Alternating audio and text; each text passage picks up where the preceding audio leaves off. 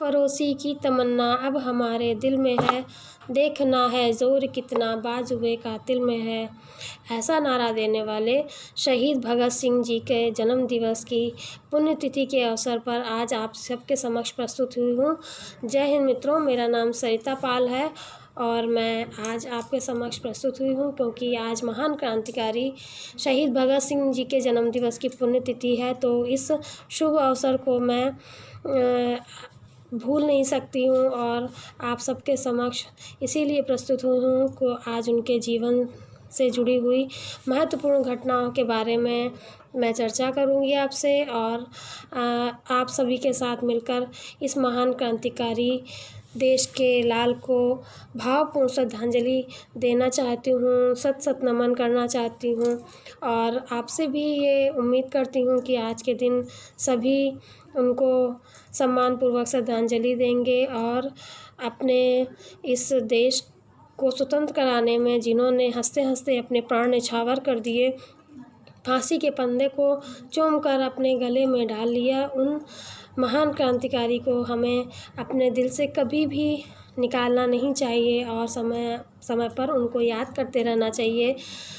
तो आइए हम सभी उनके जन्म के बारे में जानते हैं। इनका जन्म सन 1907 में लाहौर के लियालपुर गांव में हुआ था। इनकी माता विद्यावती और पिता किशन सिंह जी थे।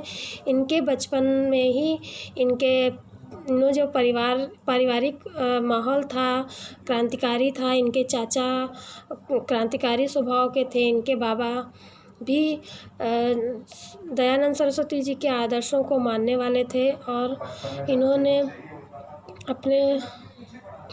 अपने परिवार से काफ़ी अच्छे संस्कार प्राप्त किए थे, जिसके परिणाम स्वरूप ये महान क्रांतिकारी के रूप में आज हमारे बीच नहीं होने पर भी आज हम उन्हें गौरवपूर्ण स्थान देते हैं क्योंकि उन्होंने जो हमारे देश के लिए किया, आज के हम सभी नौजवान उन सबको अपना आदर्श मानते हैं और उनके बताए गए रास्ते पर चलने से उनके बताए हुए रास्ते पर चलने का संकल्प लेना चाहिए हम सभी को। इनके जो बचपन में इनके पिता ने अंग्रेज़ी स्कूल में दाखिला दिलाया, तब ये रोते हुए घर आए और इन्होंने कहा कि मुझे इस विद्यालय में नहीं जाना है और फिर इसके बाद जब इनके पिताजी ने डीएवी स्कूल में इनका दाखिला कराया, जहाँ खुशी खुशी ये पढ़ने के लिए राज़ी हो गए। ये इनका देश प्रेम ही था, जहाँ पर महान क्रांतिकारियों की जीवन के बारे में इनको शिक्षा दी जाती थी और अपने देश के महान लोगों के बारे में इनको बताया जाता था। तो ये वहाँ की शिक्षा से काफ़ी प्रभावित हुए और इन्होंने अपने बचपन में ही काफ़ी पढ़ाई के साथ साथ 50 पुस्तकों का अध्ययन कर लिया था। इन्हें हिंदी के अलावा अंग्रेज़ी, उर्दू, फ़ारसी, बंगाली काफ़ी भाषाओं का बचपन में ही ज्ञान हो गया था और ये बहुत प्रतिभाशाली थे, एकाकी स्वभाव के थे। ये पुस्तकालय में जाकर विभिन्न प्रकार की पुस्तकों का अध्ययन करते थे और उन पुस्तकों के अध्ययन से ही वे काफ़ी एकाकी स्वभाव के हो गए और उनके दिल में देश प्रेम की भावना जागृत हो गई और ये आगे चलकर बहुत बड़े क्रांतिकारी भारत माता के लाल जो 23 वर्ष की आयु में ही हम सबको अलविदा कहकर इस देश से चले गए और आज भी हमारे दिलों में, हमारे इतिहास के पन्नों पर इनका नाम स्वर्ण अक्षरों से दर्ज है। इनके बिना इतिहास अधूरा है, इनके बिना आज़ादी की लड़ाई अधूरी है, इनके बिना हर क्रांतिकारी का जो आंदोलन है वो अधूरा है। तो ये हमारे जीवन को बहुत ही प्रेरणा देते हैं। इनका जीवन हमारे लिए आदर्श है और ऐसे महान क्रांतिकारियों को हमारा शत शत नमन है। हम इन्हें कभी नहीं भूल सकते हैं और वंदे मातरम। भारत माता की जय। इन्होंने बहुत सारे 13 अप्रैल सन 1919 को जब मात्र ये 12 वर्ष की आयु के थे, उस समय इनके दिल दहला देने वाली घटना हुई, जिसको हम जलियांवाला बाग हत्याकांड के नाम से जानते हैं। उस समय रॉलेट एक्ट के तहत डायर ने मासूम बेकसूरों के ऊपर हज़ारों लोगों को मौत के घाट उतार दिया था, जिसमें कि 1650 राउंड फायर किए थे मात्र 15 मिनट में। और उस हज़ारों की जनसंख्या में लोग जो विरोध प्रदर्शन कर रहे थे रॉलेट एक्ट के ख़िलाफ़, उन लोगों ने अपनी जान बचाने की बहुत कोशिश की, जिसके लिए आज भी इतिहास में जलियांवाला बाग हत्याकांड के नाम से जाना जाता है। वहाँ पर 2 कुएं थे, जिसमें कूदकर लोगों ने अपनी जान बचाने की कोशिश की। तब शहीद भगत सिंह की दिलो दिमाग पर इसका बहुत गहरा असर पड़ा और ये मासूम बच्चा बिना किसी को बताए अपने घर से उस स्थान के लिए निकल पड़ा, जो वहाँ से काफ़ी दूर था। और वहाँ जाकर उसने उस मिट्टी को अपने मस्तक पर लगाया और इस घटना के जो भी ज़िम्मेदार हैं उनको मारने के लिए, उनको सज़ा देने के लिए अपने मन में ठान ली और वहाँ की मिट्टी को अपने साथ लेकर अपने घर आए। और जब ये घर आए तो घर के लोग काफ़ी परेशान थे। जब इनकी माता ने इनसे गुस्से में आकर पूछा कि बिना बताए कहाँ गए थे, तो इन्होंने जवाब दिया कि जलियांवाला बाग। ये बात सुनकर वहाँ पर सभी लोग भौचक्के रह गए और उन्होंने, जो शहीद भगत सिंह की माता जी थी, अपने बच्चे को गले से लगा लिया कि इस मासूम सी बच्चे के दिल में इतना साहस कहाँ से आया, जो कई किलोमीटर, लगभग 12-14 किलोमीटर वहाँ से वो पैदल चलकर गया और उस स्थान को देखने के लिए किसी को बताए बिना ही घर से चला गया। उस घटना का बदला वहाँ पर उधम सिंह जी थे, जिन्होंने इस घटना के आरोपी डायर को मारने के लिए, जो कि बहुत गरीब परिवार से थे, सौगंध ली थी। उन्होंने बढ़ई का काम किया। जो अनाथ थे, उनका कोई सहारा नहीं था, किंतु वो इस घटना के प्रत्यक्षदर्शी थे और उन्होंने इस घटना से काफ़ी उनके अंदर क्रोध पैदा हुआ और इस क्रोध की वजह से उन्होंने कारपेंटर की नौकरी भी की। इसके बाद वे लंदन गए, जहाँ पर उन्होंने एक होटल में वेटर का काम किया और उस होटल में रहकर ही वहाँ पर एक किंगस्टन नाम का पैलेस है, जहाँ पर डायर को सम्मानित करने के लिए बुलाया गया था। और अपने 21 वर्षों की कठोर तपस्या और मेहनत का यही ये परिणाम रहा कि उसने जनरल डायर जहाँ पर सम्मानित होने के लिए मौजूद थे, वहाँ पर वो पहुँच गए और अपनी गोली से, अपनी पिस्टल से 3 राउंड फायर किए और आत्मसमर्पण कर दिया। जिस वक्त वो अपनी पिस्तौल वहाँ के पुलिसकर्मियों को दे रहे थे, अपने आप आत्मसमर्पण कर रहे थे, तो उन लोगों के भी हाथ कांपने लगे, वे भी डर रहे थे। तब उन्होंने कहा कि आप घबराओ मत, मैं आपको मारने नहीं आया हूँ, मेरा बदला आज पूर्ण हुआ और आप मुझे गिरफ़्तार कर लीजिए। तो ऐसे महान क्रांतिकारी हैं, हम उनके कुर्बानी को नहीं भुला सकते हैं। और हमें क्या, आज हर किसी के दिल में उनके प्रति सम्मान होना चाहिए। हम आज अपने घरों में आज़ादी मना रहे हैं तो सिर्फ़ उनके बलिदान का ही ये फल है। और हम इन सभी क्रांतिकारियों को एक बार फिर से सत सत नमन करते हैं।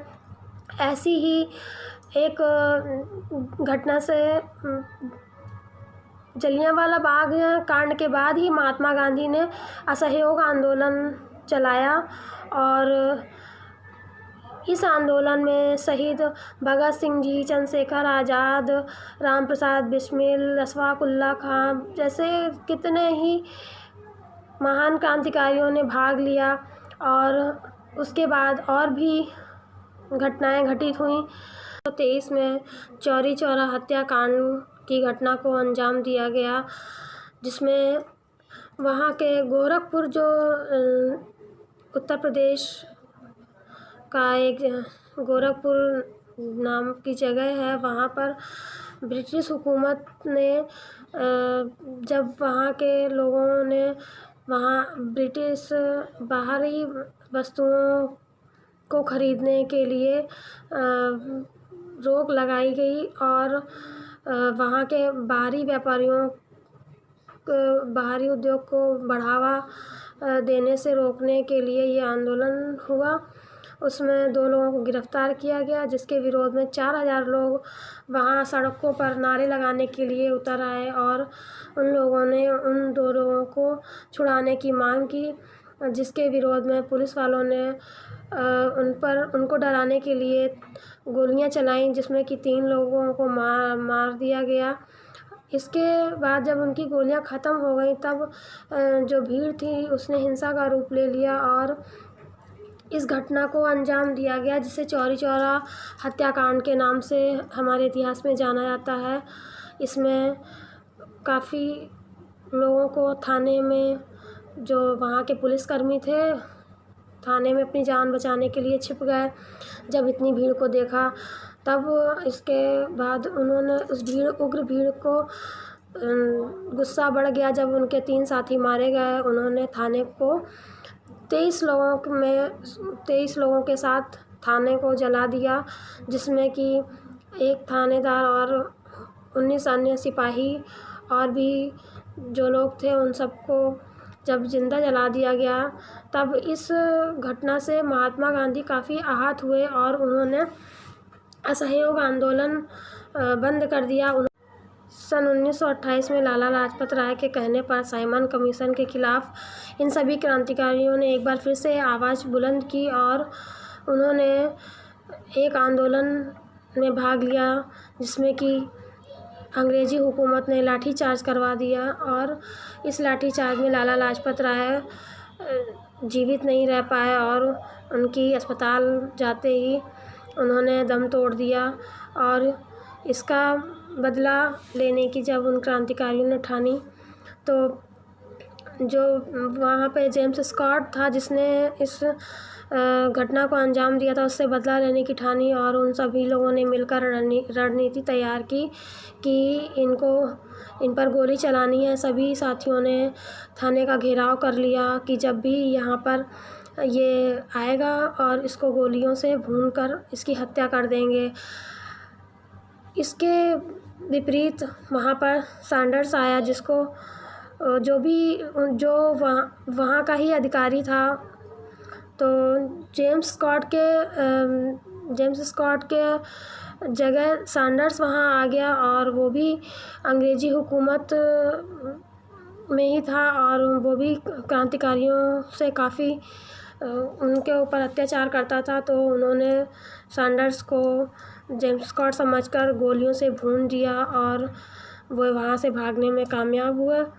और इसी वजह से इन सबको भागने में इन्होंने इस घटना का काफ़ी अंग्रेज़ी हुकूमत को हिला कर रख दिया और इन्होंने वो जगह छोड़ने का विचार बनाया। और तब इन्होंने भेष बदला, अपनी जो बाल वगैरह थे उनको बालों को मुंडवा कर एक अंग्रेज का भेष धारण किया, हैट वगैरह पहनकर, लंबे कोट को पहनकर वो वहाँ से भेष बदल कर भागने में कामयाब हो गए।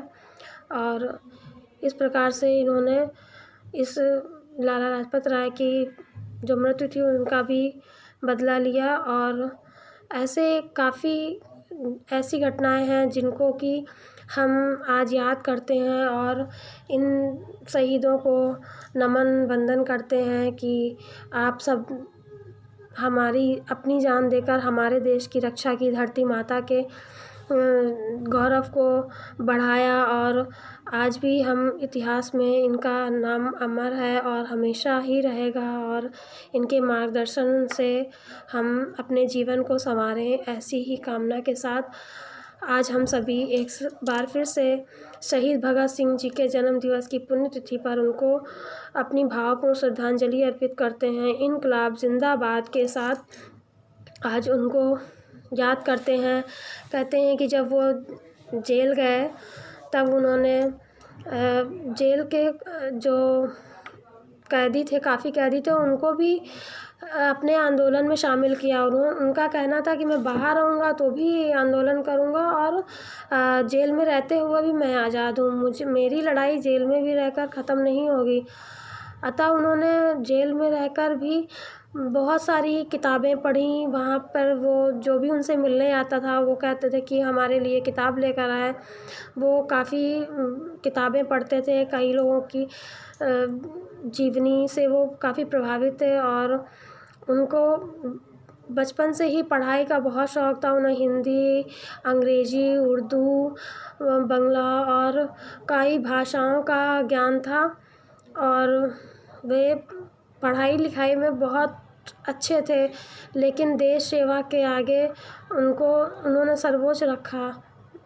और हमें भी अपने देश के लिए हमेशा हमारी हर सोच में देश प्रेम सर्वोपरि होना चाहिए और इन सभी क्रांतिकारियों की कुर्बानी को हमें कभी भी भूलना नहीं चाहिए और इन सबके पद चिन्हों पर चलने का प्रयास करना चाहिए। हालांकि ये सभी के बस की बात नहीं है, लेकिन हम ये चाहते हैं कि हम अपना कार्य सही तरह से करें और देश का गौरव हमेशा बढ़ाए रखें।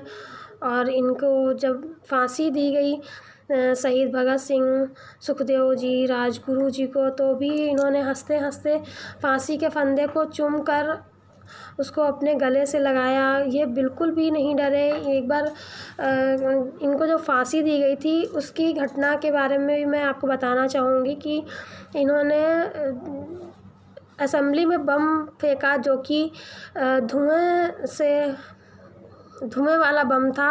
वहाँ पर इन्होंने जो उस समय विरोध प्रदर्शन करने के लिए वो बम फेंका था, जिससे कि अंग्रेज़ी हुकूमत अपने जो बिल पास कर रही है उस पर रोक लगा दे और उसको डराने के हिसाब से उन्होंने इस घटना को अंजाम दिया, जिसमें कोई भी मरा नहीं था, केवल धुएं वाला बम था। लेकिन असेंबली में बम फेंका है, इतनी बड़ी जो उन्होंने मतलब इतनी बड़ी घटना को अंजाम दिया, तो इसके तहत उनको 3 लोगों को सज़ा हुई।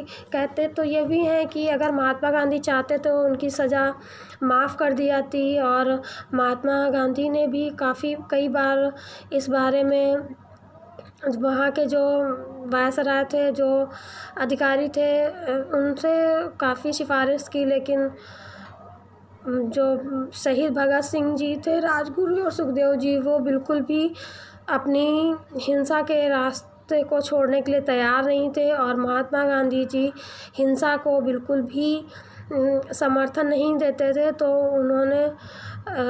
वो ये चाहते थे कि अगर ये हिंसा को छोड़कर अहिंसा के रास्ते पर आ जाएं तो मैं इनकी फांसी रुकवा दूं, जो कि इन क्रांतिकारियों के लिए बहुत मुश्किल था। वे हिंसा वो छोड़ नहीं सकते थे और महात्मा गांधी ने उनके इस रास्ते को अपनाने के लिए मना कर दिया और फलस्वरूप उनको फांसी की सज़ा हो गई।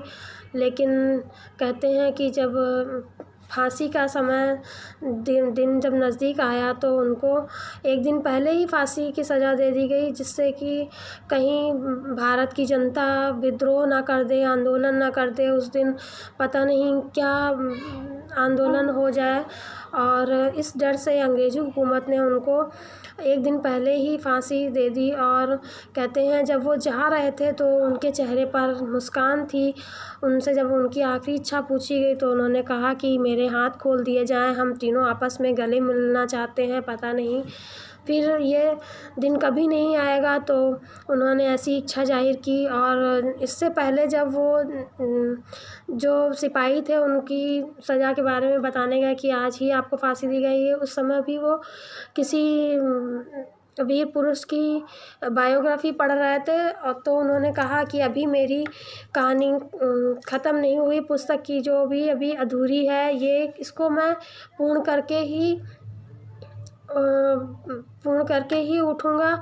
एक क्रांतिकारी दूसरे क्रांतिकारी के बारे में जान रहा है, तो मुझे कुछ समय दें। और जैसे ही वो किताब पूरी हुई, उन्होंने उस किताब को ऊपर उछाला और हंसते हंसते चल पड़े।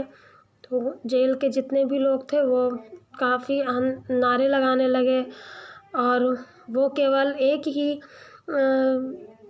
ही गाने को साथ चल रहे थे, मेरा रंग दे बसंती चोला, मेरा रंग दे बसंती चोला।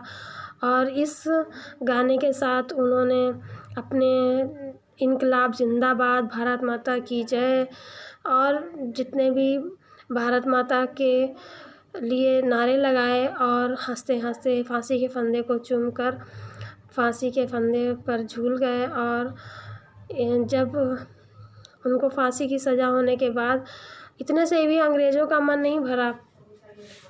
उनकी अंग्रेज़ी इतनी क्रूर थे, उन्होंने उनके लाश के इतने टुकड़े किए और उस टुकड़े को सतलज नदी के किनारे जलाने लगे। जिस समय वो टुकड़े जलने लगे तो वहाँ की जो जनता थी वहाँ दौड़कर आई और देखा कि यहाँ पर तो इन महान क्रांतिकारियों के साथ इतना दुर्व्यवहार हुआ।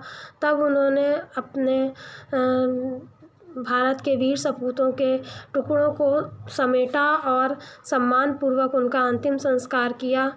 ऐसे थे हमारे शहीद भगत सिंह जी, राजगुरुदेव जी, सहदेव जी, सुखदेव जी, तो ये बहुत ही गौरव की बात है कि आज वो हमारे बीच नहीं है, लेकिन उनका जो जीवन है वो हमारे लिए आदर्श है और सदैव ही रहेगा। तो आइए हम सभी एक बार उन सभी क्रांतिकारियों के लिए नमन वंदन करते हैं और उनको भावपूर्ण श्रद्धांजलि देते हैं। इनकलाब जिंदाबाद, भारत माता की जय, वंदे मातरम। जय हिंद मित्रों, धन्यवाद।